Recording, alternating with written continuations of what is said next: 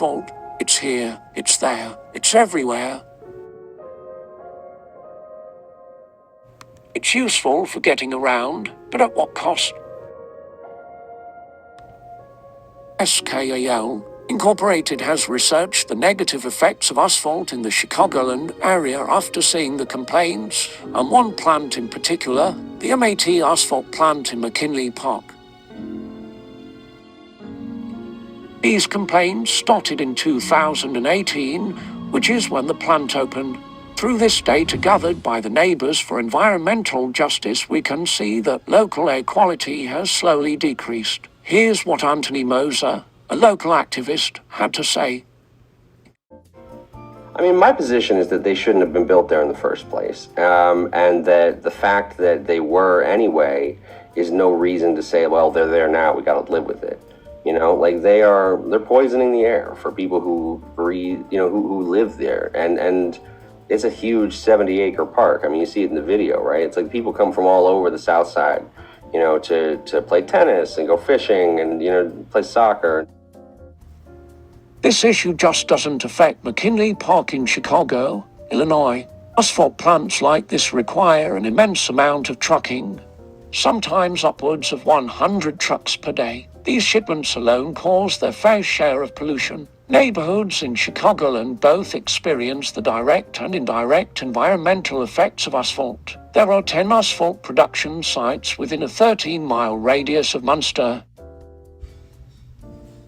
Due to the concentrated amount of industrial structures in Chicagoland, we experience more air pollution than most of the United States. Chicago is known for breaking federal ozone regulations, which caused the city to be deemed as non-attainment by the EPA in 2019. This means that the ozone was extremely unhealthy for 19.2 days that year. However, the EPA has made little effort to help the situation in McKinley. And the Illinois EPA has just been, you know, kind of gutted over the years. Like lots of people, you know, were laid off and they just don't have a lot of people working there. Correct. And then also the city level, where the city of Chicago has these zoning things, right? Which says like you're only allowed to put certain things in certain. And so they have these industrial corridors, which is places that are zoned for heavy housing and urban development. HUD had found that the city has been engaging in like discriminatory practices for a long time, where basically they would zone places that, you know, the black people or brown people or poor people would live for heavy industry. And it's like, you know, and then when they were trying to develop areas up on the north side, they would try to move industrial facilities out of those areas and put them, you know, on the south side or on the southwest side. Like, we knew that, you know, the only way to really address it was to address these kind of bigger systematic questions about how the city was doing this, not just to our neighborhood, but to other neighborhoods.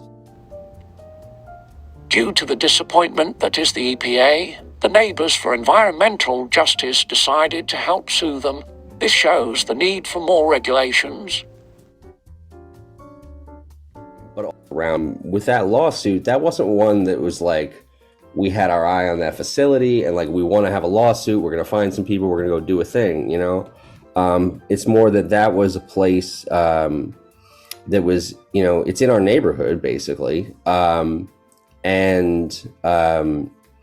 NRDC, the Natural Resources Defense Council, was, you know, putting together a lawsuit around this and wanted to challenge the EPA's ruling, like the decision that they'd made about like how they were going to regulate this particular kind of emission. You know?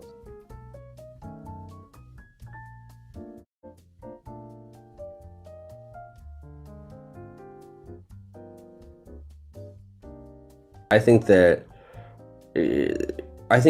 we need to zoom out and not be like, what is the material that we replace this with, but like, how do we end our dependency on a material that has this many problems attached to it, you know? Like, the bottom line is, when people talk about climate crisis, right, and that's, you know, carbon emissions, what we're talking about is like burning stuff, basically. Like, we got to stop burning stuff. And that means we need to think about different ways to approach all this. And it's not just about like, we're going to swap in a different material and then we'll be good to go.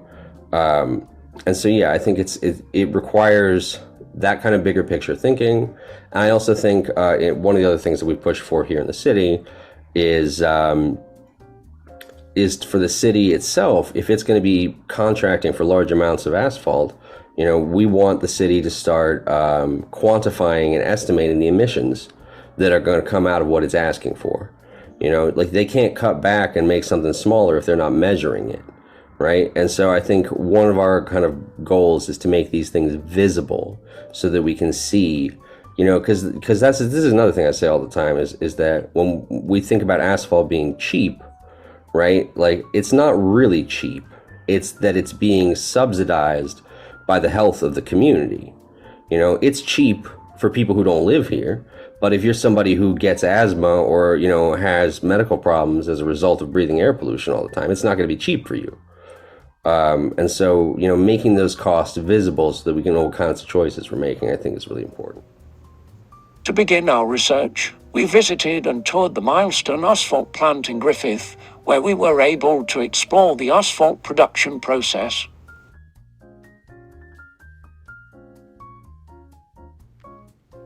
An unknown but immense amount of gas and electricity is used each month to operate this machine. Straight ahead, you can see the asphalt silos, where asphalt is stored for up to 48 hours. The best way to explain making asphalt is kind of like a cake. So you got a lot of different ingredients, you mix them together, you lay it down, or you put them in an oven and you dry it and heat it and get it to that right consistency, and then we ship it out and we pave the roads with it. Here are the piles of different sized rocks that are used to produce asphalt. Trucks bring them in every day, sometimes from the Thornton Quarry, which is located under Interstate 80.